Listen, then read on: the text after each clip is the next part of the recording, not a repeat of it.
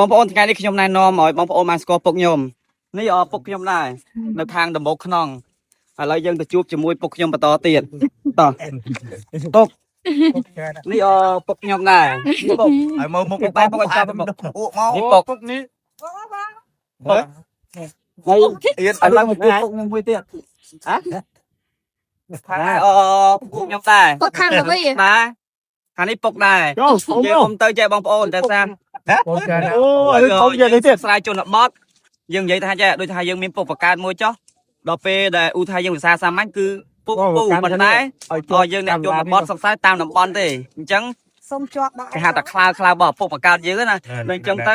ខាងនេះក៏ពុកខាងនេះក៏ពុកបើនិយាយទៅគឺមិនមែនពុកបកើតទេគឺ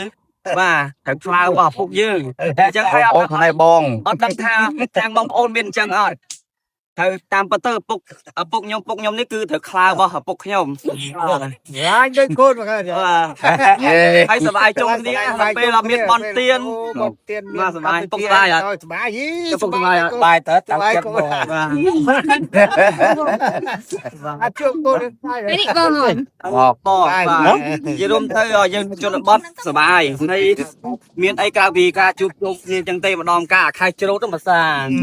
ហើយយើងស្រះភាសាទៀតមុំស្រះមុំពីភាសាទៀតអាព្រោះនោះភាសាទៀត